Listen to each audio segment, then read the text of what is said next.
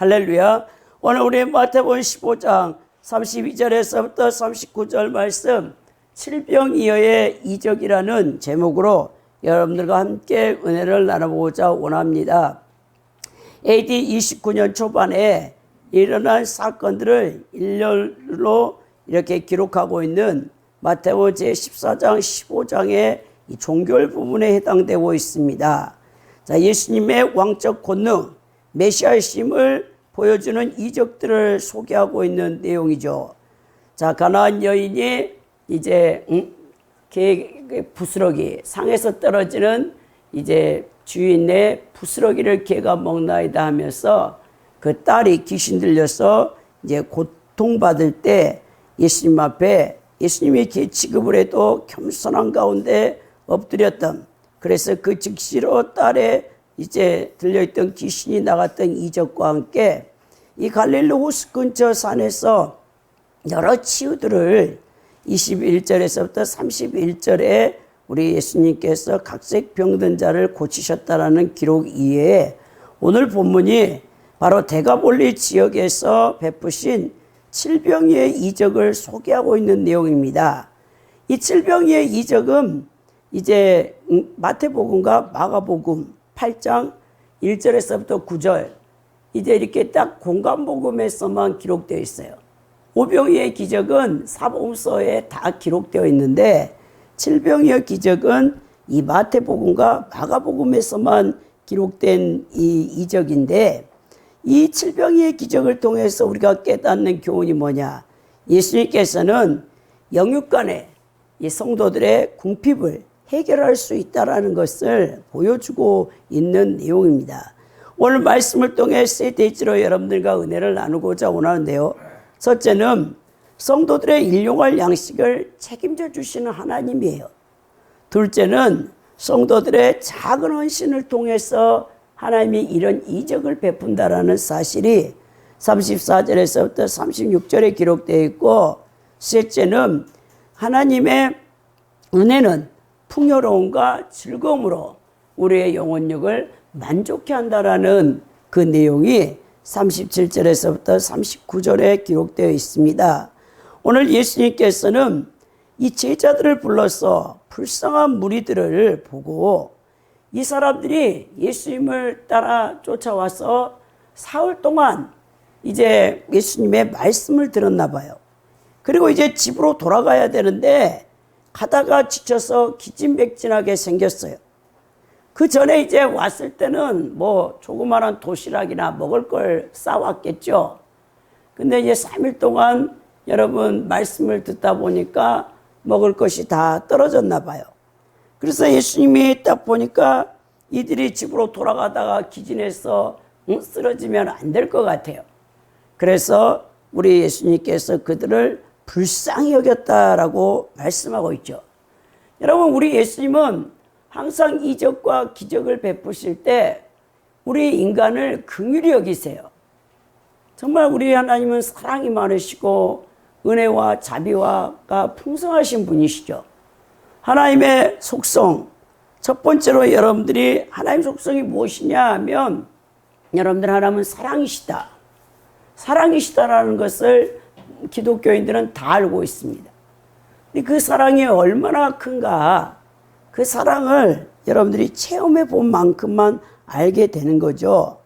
오늘 예수님께서 내가 무리를 불쌍히 여기노라 라고 했는데, 여기에 불쌍히 여기다라는 이 헬라어 단어가 스플랭크니조마인데, 이것이 무슨 뜻이냐면 심장, 내장, 마음을 이런 뜻을 갖고 있어요. 그러니까 우리 하나님은 이 내 창자가 끊어질 정도로 내 내장이 움직이고 있다는 뜻은 얼마나 그 인간을 불쌍히 여기는가를 알 수 있어요. 인간의 이 감정, 여러분들이 누군가를 불쌍히 여기는 마음을 우리 하나님께서 주시잖아요.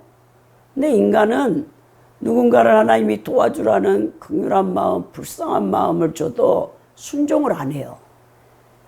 어제 우리 교회 청년이 하나 와서 저하고 오후에 상담을 하는데, 이 청년이 참 믿음이 좋아요.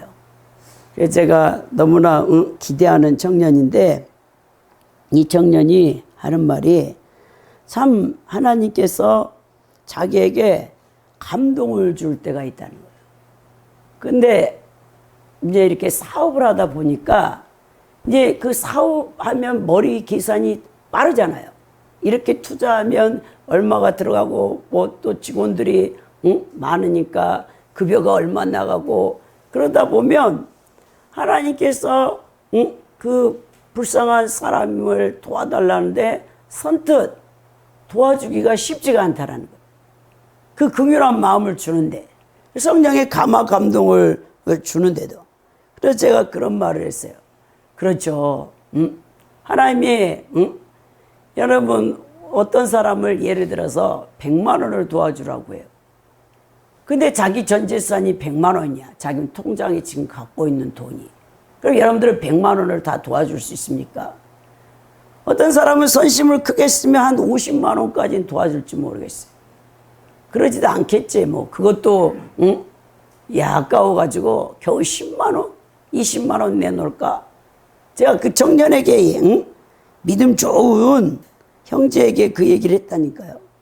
근데 우리 하나님께서 100만 원 전체를 그 사람에게 상대방에게 도와주라고 했는데 그렇게 순종할 사람이 몇 명이나 될 것 같습니까? 그랬어요. 그러니까는 그 형제님이 그 얘기를 하더라고. 목사님, 저도 하나님께서 도와주라고 이렇게 자꾸 감동을 하는데 선뜻 도와주지를 못하겠어요. 그런 말을 하더라고. 그게 인간이에요, 여러분.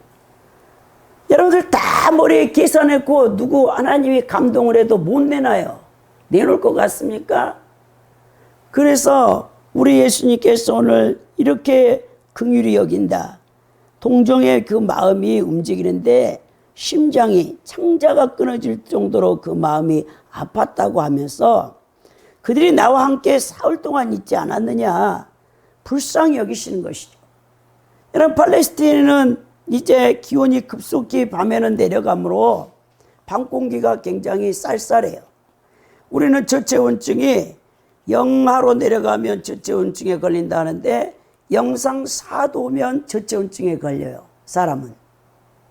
남자만 장정 4,000명이나 된다는 거예요.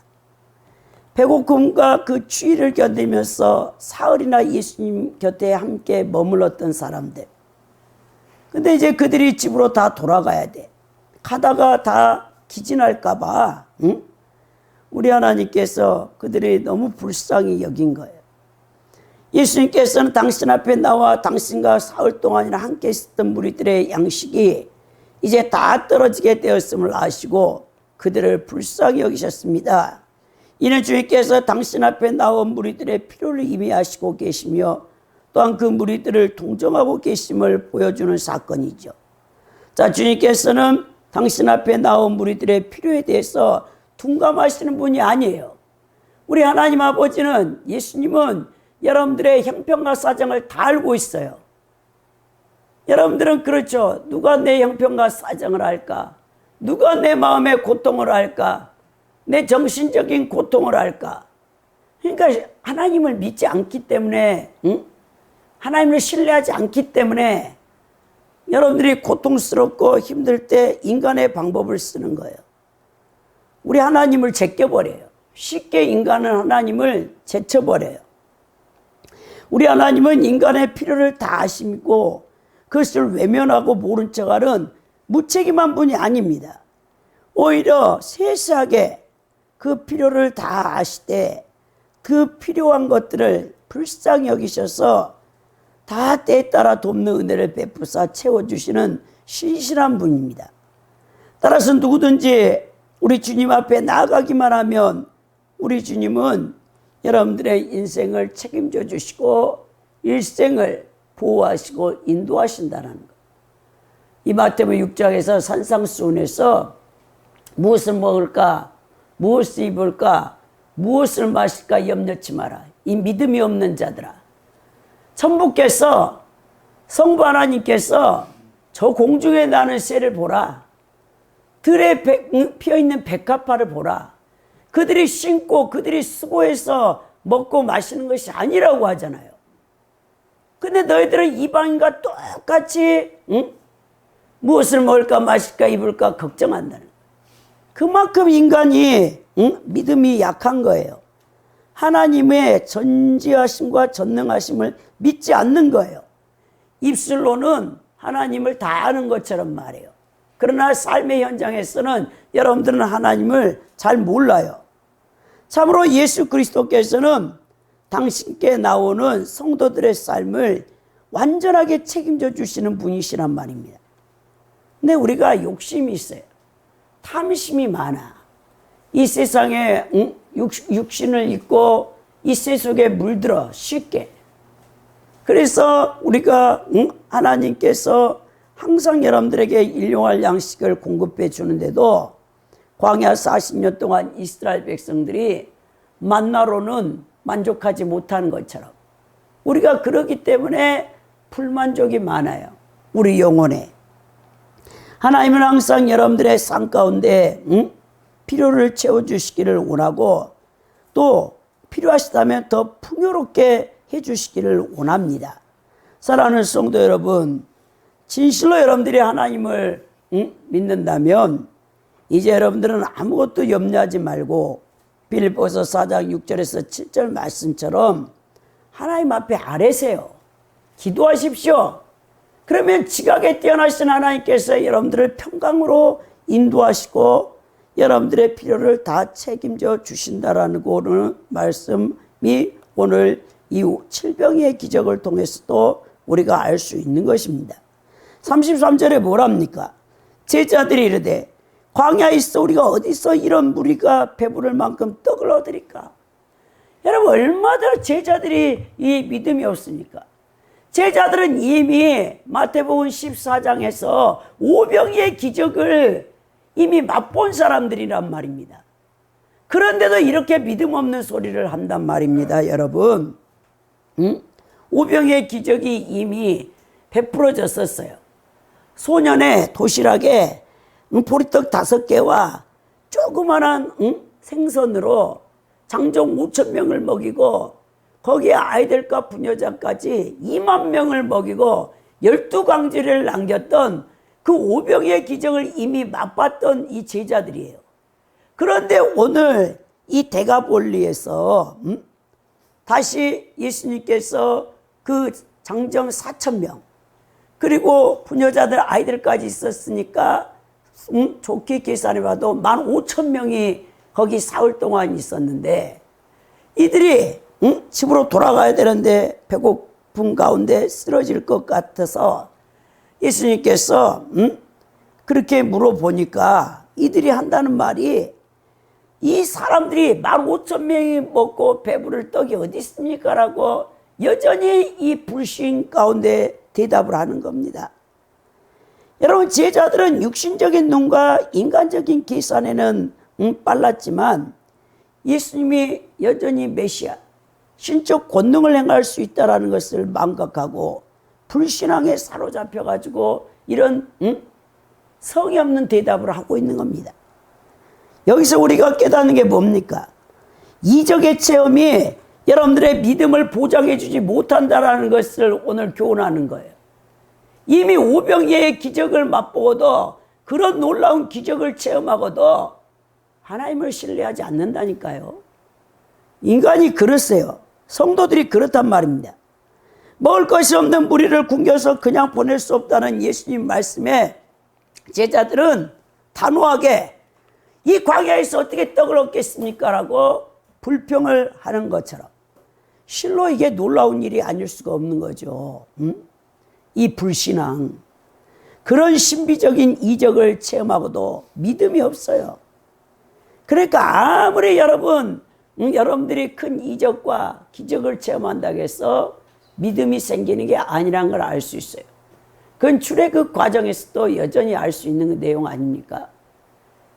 그 10가지 재앙을 통해 하나님이 친히 그 권능으로 바로의 손아귀에서 그리고 홍해를 가르시고 이스라엘 백성들을 400년 만에 출애굽시켰는데 그들이 그 큰 하나님의 권능과 이적을 맛보고도 광야에서 얼마나 원망불평하고 하나님이 세운 종들에게 반역을 일으키다가 다 출애굽한 1세대들이 어떻게 했습니까? 광야 40년 동안 죽임을 당했다는 거예요. 다 멸망을 당했다는 거예요. 그만큼 여러분, 믿음을 갖는다는 것은 쉬운 일이 아닙니다. 예수님을 3년 6개월 동안 쫓아다녔던 그 12제자들, 각색 이적을 다 보았잖아요. 예수님이 갈릴리 호수에 무리를 걷는 것도 다 보았고, 말씀 한마디로 그 파도를 잠잠케 한 것도 다 체험했고, 죽은 나사로를 나흘이나 돼서 다 썩어 시체가 되어 부패액이 흘러나온 냄새난 나사로야 나오너라 하니까 요한복음 11장에서 나사로가 나와서 수위를 풀어주니까 살아나는 별별 이적을 다 여러분 제자들이 체험하고 보았습니다. 그런데도 가룟 유다 같은 사람은 어떻게 했죠? 예수님을 팔아먹는다는 거예요. 이 정도로 인간이 여러분 믿음을 갖는다는 건 쉬운 일이 아니에요. 부활하신 예수님이 제자들에게 나타났어요. 사흘 만에 부활하셔서.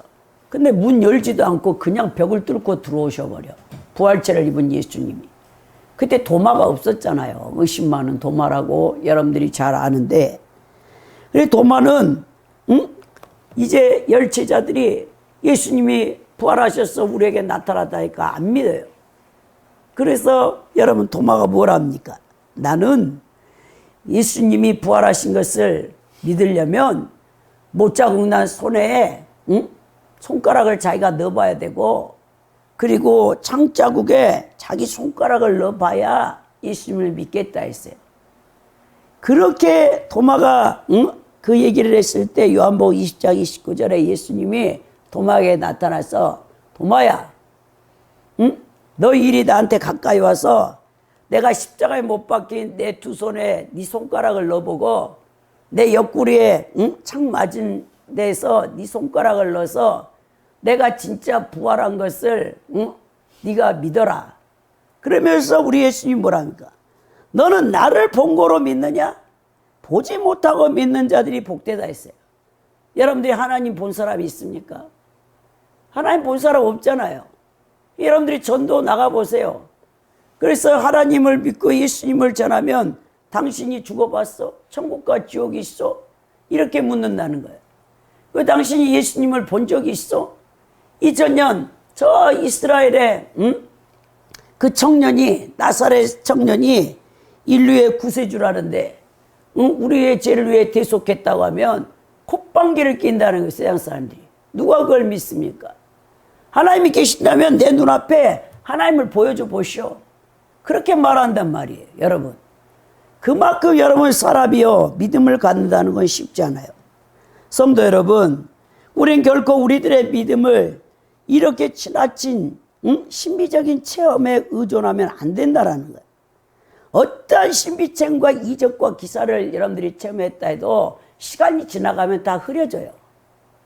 그리고 그냥 그것은 무용담같이 느껴져요. 그러니까 우리의 기독교 말씀은 물론 체험도 중요하겠죠. 체험보다는 하나님께서 완전 계시해 내온 성경 66권의 말씀을 믿어야 된단 말이에요. 이 계시된 말씀에 근거해서 우리의 신앙을 가져야 진짜 그것이 믿음이에요, 여러분. 그처럼 놀라운 이적과 권능과 기적을 체험하고도 하나님 앞에 감사는커녕 또 삶의 문제가 일어나면 또 인간은 원망불평하게 돼 있습니다. 요한복음 12장 37절에 이렇게 많은 표적을 저희 앞에 행하였으나 저들이 예수님을 믿지 아니했다라고 기록되어 있어요. 이처럼 여러분들의 믿음은 진짜인가 가짜인가? 어떤 여러분 기도 응답을 받을 때는 하나님 살아계신다고 펄쩍펄쩍 뛰고 좋아하죠. 시간이 지나가 봐요. 그러나 그 기도 응답의 감사가 다 사라져요. 또 다른 불만과 또 다른 원망과 또 다른 불평이 생겨요. 이게 인간이에요, 여러분. 그래서 우리는 기도 응답을 받고 그때뿐인 그리고 어떤 이적과 기적을 체험한다고 해서 그때만 좋아하는 그런 연약한 믿음이 되어서는 안 되고, 진짜 신앙은 하나님을 보지 않았지만 성령께서 감화 감동하셔서 이 기록된 말씀이 믿어지게 하는, 그리고 그 말씀이 깨달아지게 하는 그 놀라운 은총을 받고 있다는 자체에 여러분들이 감사를 해야 된다는 것입니다. 성도들의 작은 헌신을 통해 하나님의 이적이 나타난다는 것을 34절에서부터 36절에 말씀하고 있는데, 예수님이 물어보는 거예요. 너희 중에 떡이 몇 개 있느냐라고 했죠. 그랬더니 제자들이 7개와 작은 생선 2마리가 있나이다라고 34절에 여러분 예수님 앞에 말씀하고 있습니다.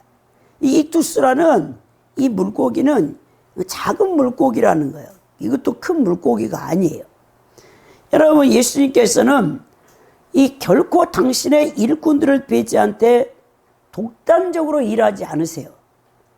예수님께서는 여러분 이 7병이어가 없어도 보리떡 7개와 2마리에 여러분 생선이 없어도 능히 장전 4,000명을 먹이고도 여러분 15,000명 부녀자 아이들까지도 먹고 남길 수 있는 그런 능력을 갖고 있는 하나님이에요. 근데 오늘 예수님이 뭐랍니까? 너희들 가운데 떡이 있느냐라고 물으시는 것이죠. 예, 예수 그리스도께서 이처럼 당신의 제자들이 가지고 있는 떡으로 기적을 일으키시려고 했다. 그 이유가 무엇인가? 이걸 여러분들이 생각할 줄 아는 머리가 있어야 되겠죠. 자, 예수님께서는 이 땅에서 당신의 역사를 이루실 때 혼자 단독적으로 역사하지 않는다는 거죠.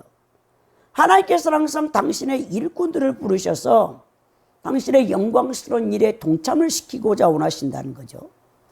자, 오늘날에도 하나님은 영적 하나님 나라 확장을 위해 복음 전파를 해서 죽어가는 영혼들을 살려내기 위해서 반드시 먼저 천국 백성들을 양육하고 성장되고 성숙된 주님의 일꾼들을 통해서 주의 일들을 맡기시는 것. 그래서 여러분들 교회에서 각자 직분과 사역을 우리 하나님께서 주시는 것이죠. 우리는요, 이 하나님의 거룩한 동역자가 될 만한 자격이나 조건이 전혀 없는 자들이에요. 그런 능력도 없는 자들입니다. 그러나 주님이 우리를 긍휼히 여기셔서 우리를 구원해 주셨고 천국 백성 삼아 주셨고 각자에게 필요에 따라 은사를 주셨고 또 그 일들을 할 수 있는 힘과 능력을 주셨기 때문에 우리가 하나님 일을 할 수 있게 된 것입니다. 그래서 여러분들은 하나님의 동역자가 되어졌다는 거 얼마나 이 감격스러운 일인가. 누가복음 10장 2절에 보면 추수할 것들은 많은데 일꾼이 적으니 그러므로 추수하는 주인에게 청하여 추수할 일꾼을 보내주라고 우리 예수님께서 그 추수할 일꾼 하나님의 동역자들을 좀 보내달라고 제자들에게 기도하라고 하셨어요. 고린도서 3장 9절에 바울 사도는 우리는 하나님의 동역자들이요 너희는 하나님의 밭이요 하나님의 집이라고 했습니다. 어떻게 인간이 하나님의 동역자가 될 수 있습니까? 이 영광스러운 직분을 하나님이 우리에게 각자에게 주셨다는 거예요. 그렇다면 그 직분에 맞게끔 여러분들은 충성스럽게 죽도록 충성하라. 요한계시록에 그리하면 너에게 생명의 면류관을 주리라 했습니다. 여러분 인생은 짧지 않습니다. 인생은 결국 길지 않습니다. 우리 여기에 있는 공동체 안에서 언제든지 우리는 죽을 수 있는 존재들이에요. 변하지 않는 이 법칙이 뭡니까? 사람 누구나 죽는다. 죽는 다음에 뭐하냐? 히브리서 9장에 보니까 반드시 심판을 받게 된다. 여러분들이 선악간에 몸으로 행한 것을 여러분들이 무엇을 심든지 그대로 거두리라.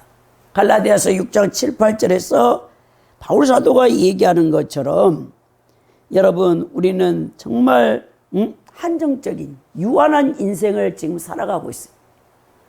이 세월을 아껴야 돼요. 모든 사람에게 하나님께서 공평하게 주신 게 있다면 시간 타임이에요. 하루 24시간은 누구에게 동일하게 주어졌어요. 그러나 24시간을 어떤 사람은 72시간 같이 쓰는 사람이 있어요. 정말 최선을 다해서 인생을 허투루 살지 않고. 근데 어떤 사람은 하루 24시간을 그냥 아무것도 하지 않는 무의도식하면서 그렇게 사는 헛된 세월을 보내는 사람이 있어요. 얼마나 아까운 인생입니까, 여러분? 우리 하나님께 오늘 이 보잘것없는 것을 통해 하나님이 여러분 이적을 일으키는데, 이 물고기 2마리와 보리떡 7개를 이제 예수님 손에 올렸어요. 그러니까 예수님이 그것을 축사하시니까 오늘 오병이어처럼 자세하게 여기에 기록되어 있지는 않지만 장정이 바로 4,000명이 먹었다라고만 이렇게 기록되어 있습니다. 이처럼 주님께서는 당신께 바쳐진 보잘것없는 것을 통해서 큰 역사를 이루신다라는 것을 우리에게 교훈하는데요. 결코 세상이 놀랄 만큼 하나님은 여러분들에게 대단한 것을 원하시는 것이 아닙니다. 만약 주님께서 대단한 것을 통해서만 역사하신다면 주님께서는 우리가 드린 그 무엇을 통해서도 역사하지 아니하실 것입니다. 왜냐하면 이 땅에서 우리가 주님께 드릴 수 있는 것 중에 주님을 만족시킬 만한 대단한 것이라는 것은 존재하지 않기 때문에 그래요. 여러분들이 100억을 드렸다고 해요. 그래서 주님을 만족시키겠습니까? 주님은 돈이 필요가 없는 분이에요, 여러분. 이 3차원 세계에 있는 자본주의 자유시장 경제체제 아래서 만몬신이 지배하는 이 세상에서만 돈이 필요하지, 무슨 우리 하나님께서 돈이 필요합니까, 여러분? 여러분들이 드리는 헌금을 1,000억을 드렸다고 해서 우리 하나님을 만족시키겠습니까? 1,000억 드릴 사람도 없고, 여러분. 물론 사업가들이나 재벌이라면 모를까. 하늘과 땅의 모든 권세를 가지신 우리 주님을 만족시켜 드릴 만한 대단한 것이 과연 이 세상에 어디에 있겠는가? 아무것도 없겠죠. 그러나 우리 하나님께서 받는 것은 지극히 적은 것이라도 기쁜 마음으로, 자원하는 마음으로 하나님의 영광을 위해서 그 드리는 것을 우리 하나님은 여러분 기쁘게 받으시는 거죠. 과부가요, 자기 생활비 전부 두렙돈밖에 없었거든요. 그 예루살렘 성전에 많은 사람들이 예배를 드리러 왔어요. 예수님이 그걸 지켜보고 있어요. 연보계를 제자들과 함께 지켜보고 있는데 유대인 가운데 부자들, 종교 제사장들 많이 연보를 해요. 헌금통에다 헌금 넣는 걸 예수님이 보고 있어요. 근데 아주 초라한 가난한 여인이 정말 부끄럽게 두렙돈이라는 것은 아주 적은 돈이에요. 오늘날 말하면 한 2,000원, 500원짜리 2개를 넣었을까요? 그거를 부끄럽게 이렇게 넣으니까 주님이 지켜보고 있다가 제자들에게 묻는 거예요. 누가 가장 많은 헌금을 한 것 같냐 하니까 제자들 인간의 눈에 볼 때는 막 엄청난 돈을 넣은 그 유대인 부자 종교인들, 제사장들이 큰 헌금을 했다고 생각하고 그렇게 말을 하려고 하니까 예수님 뭐랍니까?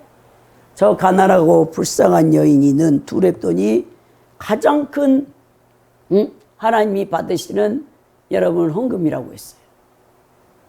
저는 그것을 경험해서 알아요. 제가 신학교 다닐 때 영성훈련을 다녔어요. 김포의 사우동이라고 해서 서울신대 나온 목사님이 10년을 삼각산에서 비가 오나 눈이 오나 기도했던 부흥사 목사님이에요. 불의 종입니다. 제가 신학교 1학년 때 10월 19일에 2001년 10월 19일에 그 재단에서 불을 받았는데 거기는 추석 연휴나 설 연휴, 거의 우리가 고유 명절 때 4일 5일을 쉬잖아요, 사실. 그러면 거기에 성령 세미나를 하는데 전국에서 와요. 의자가 없어요. 100평 이상이 되는 지하 교회인데 거기에 우리가 명절 때 그 날에 우리나라가 조상 숭배가 세잖아요. 그러면 영적 전쟁이 그 목사님이 영이 열려서 하늘이 다 시커멓게 덮인대. 그래가지고 거기 세미나에 참석한 사람은 5일 동안 온전 금식을 해야 돼. 물만 먹고. 1000명이 모여서 온전 금식하면서 영적 전쟁을 하고. 근데 금식만 하는 게 아니야.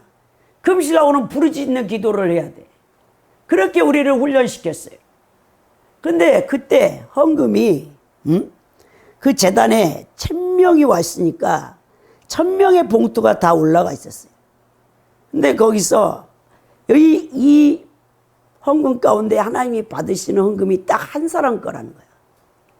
저희 거짓말이 아니에요. 저희 언니였어요. 딸 하나 어린 딸 데리고 있는 우리 언니 이름을 딱 부르더니 거기에 우리 언니가 정말 그때는 순수했어요. 돈을 많이 없으니까 1000원짜리를 다리미로 물뿌리개를 뿌려가지고 그렇게 헌금할 때마다 언니가 그거를 다렸어요. 다리미로. 내가 봤을 때는 얼마 넣지도 않았을 거야. 2000원인가 5000원도 못 넣었을 거야.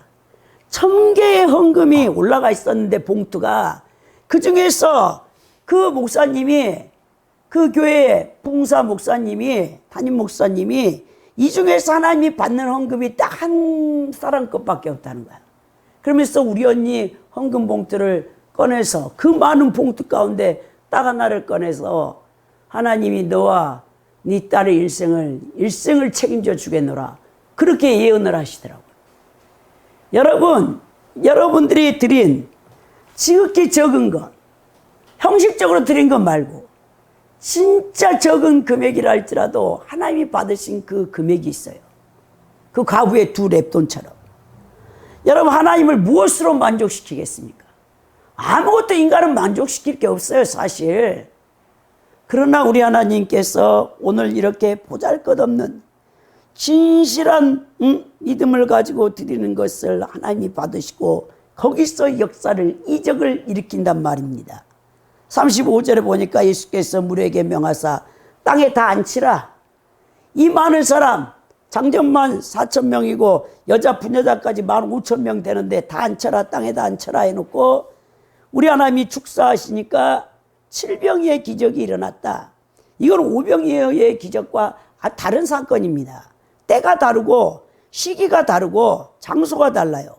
5병이의 기적은 6월절이 임박한 초봄으로 새롭게 잔디가 돋아오르는 계절이었고 그것은 유대 무리들에게 베푸셨던 이적이었고 오늘 이 7병의 기적은 예수님께서 두로와 시돈과 데가볼리 지역을 여행하신 후 그렇게 잔디가 없었던 건기에 있었던 이 사건이 그러면서 36절에 떡 7개와 그 생선을 가시사 축사하시고 떼어 제자들에게 주시니 제자들이 무리에게 주매 계속 이제 갖다 나눠주니까 엄청난 이적이 이제 일어나는 것이죠. 여러분, 이 축복의 제일 원리가 뭐냐면 순종이에요. 순종.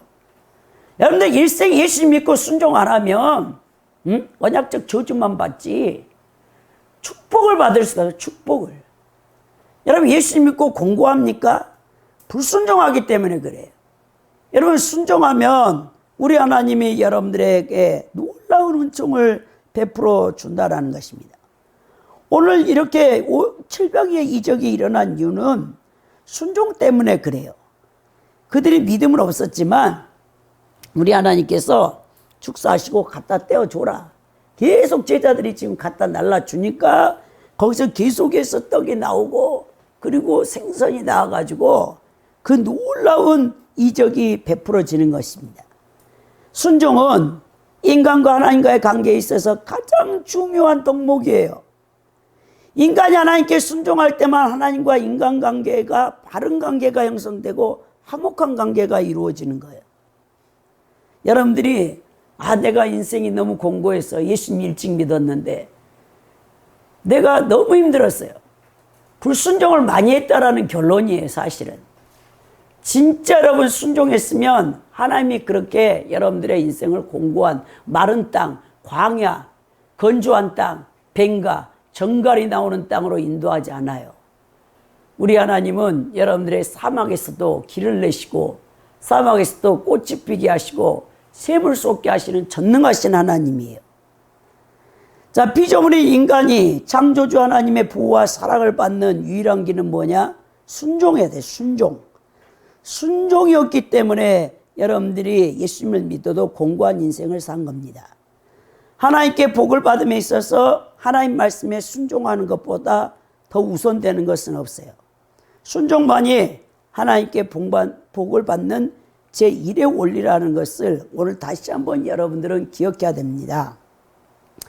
자, 우리 하나님은 째째하게 주시는 분이 아니에요. 37절에서부터 39절에 보면 풍요로움과 즐거움으로 만족케 하시는 하나님의 은혜를 말씀하고 있는데 37절에 보니까 다 배불리 먹고 남은 조각을 7광주리에 차게 거두었다. 이 광주리는 갈대나 식물 줄기를 포개어서 얽히고 설켜서 만든 튼튼한 바구니예요. 이방인들이 곡식이나 음식을 담는 데 사용한 용기였단 말이에요. 예전에 시골에 보면 우리는 석작이라고 해서 석작. 이제 설날에 쑥떡이나 아니면 우리가 이제 가래떡을 예전에는 이제 빼오잖아요. 방앗간에서. 그럼 굳혀가지고 일일이 방앗간에서 예전에 잘라주지 않아요. 저도 어릴 때 엄마를 도와서 가래떡을 식칼로 이렇게 다 썰었던 기억이 있어요. 그러면 여기 손에 그냥 물집이 잡혀가지고 막 터져가지고 아프고 그러는데 그 광주리가 석자하고 비슷한 거예요. 바람이 통해가지고 쉽게 음식을 쉬지 않게끔 하는 건데 오늘 보니까 오병이의 기적에서는 12광주리를 남겼다는 건데 칠병이어의 이 기적에서는 그렇게 이 더 7광주리밖에 남기지 않았어요. 근데 헬라 원어상에 보면 12광주리는 개인이 소유하는 조그만한 광주리였어요, 사실. 근데 이 칠병의 기적에서 이 광주리는 굉장히 큰 광주리입니다. 그러니까 사실은 칠병의 기적에서 더 많은 떡이 남은 거예요. 우리 하나님께서는 이렇게 풍성하게 인간에게 주기를 원하셔요. 그래서 에베소서 우리 2장 7절에도 이는 그리스도 예수 안에서 우리에게 자비하심으로써 그의 지극히 풍성함을 오는 연회 세대에 나타내게 하시려 했고 빌보 4장 19절에도 나의 하나님이 그리스도 예수 안에서 영광 가운데 그 풍성한 대로 내 모든 쓸 것을 채우시리라 했어요. 여러분 돈이 없습니까? 빌보 4장 19절을 말씀을 붙잡고 하나님 앞에 기도하십시오. 예수 그리스도 안에서 영광 가운데 풍성한 대로 모든 쓸 것을 필요를 채워주신다 하신 하나님, 돈을 주십시오. 저의 필요를 채워주십시오. 제가 이렇게 필요한 것이 있사오니 역사해달라고 기도를 하십시오. 그럼 어떠한 방법이든지 하나님은 그것을 채워주십니다. 38절에 보니까 먹는 자는 여자와 어린 외에도 4,000명이었다. 그러니까 총 여러분 15,000명이 먹고도 남은 엄청난 역사입니다. 그리고 39절에 예수님께서 이제 흩어 보내시는 거예요. 다 돌아가라 너희 집으로. 그리고 배에 오르사 마가단 지경으로 가셨다라고 했어요.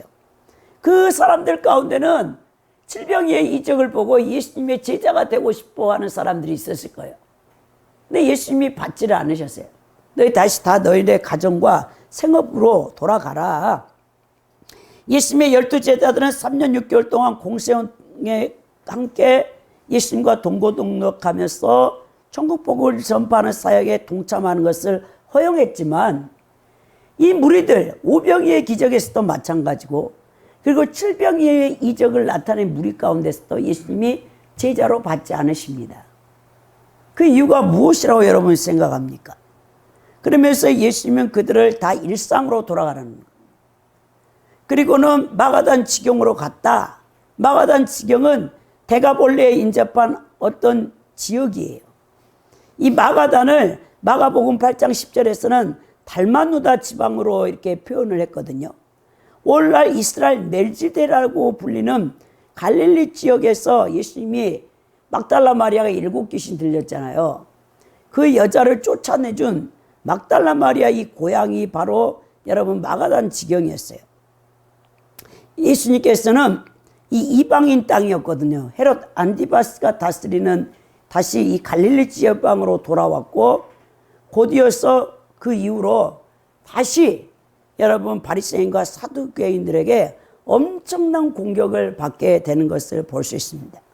오늘 말씀을 정리해서 요약해 보면 이 칠병이의 기적은 사흘 동안 예수님 말씀을 듣던 무리들에게 양식이 떨어져 있음을 아시고 그들이 다시 집으로 돌아가기 전에 길에서 쓰러져 맥진할까 봐 그것을 긍휼히 여기셔서 하나님께서 이 칠병이의 기적을 베푸셨습니다. 이처럼 예수님께서는 당신을 따르는 모든 성도들을 진심으로 사랑하시고 그들의 형편과 사정을 세심히 살펴보시고 그 일용할 양식을 채워주고 계신다라는 것을 우리에게 교훈하십니다. 그러나 이 칠병이의 기적은 성도들의 자신의 지극히 적은 것을 먼저 기쁨으로 주님 손에 올려드렸을 때, 그러니까 성도들의 지극히 작은 헌신을 통해서 이루어진다는 거예요. 주님께서 이적을 베푸시고 권능을 베푸실 때 그 우리 주님은 째째하게 하시는 분이 아니에요. 풍요롭고 우리를 즐거움을 만족시켜 주시는 분입니다. 하나님께서 축복하시는 여러분들에게 물질이나 어떤 물품이나 또한 신령한 은사가 있다면 그런 걸 낭비하지 말아야 돼요. 자신을 위해서 쓰라고 준 거 아닙니다. 선한 청지기가 되어서 다른 사람에게 베풀고 나누고 다른 사람 지체를 섬기는데 그 영적인 은사들을 사용하라고 다 주시는 거예요.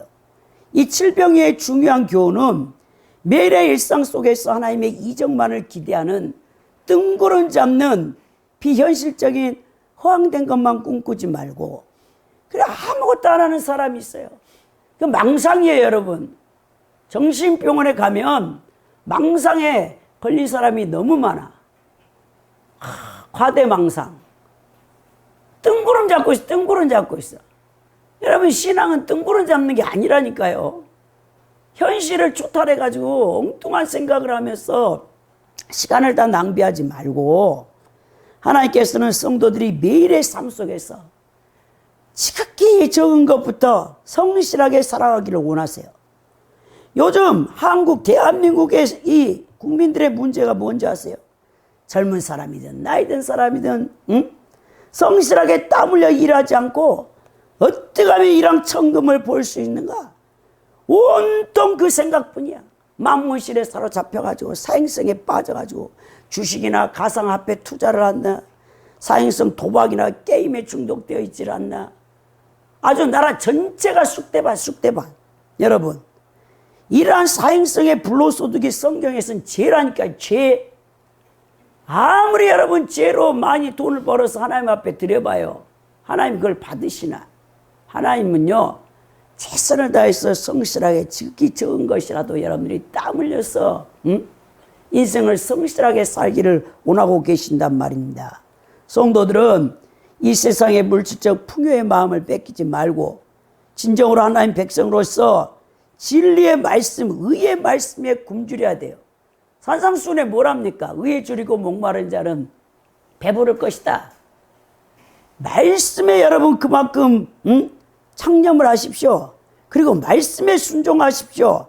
그래야 세상에서 거룩하게 구별되어서 진짜 하나님 자녀답게 사십시오. 남는 건 그거밖에 없어요. 결론은 여러분 하나님 그리스도 심판대 앞에 다 서야 될 거 아닙니까? 그 결실할 때 우리 하나님이 양과 염소로 여러분들을 나눈다니까요. 오른편에 양, 왼편에 염소.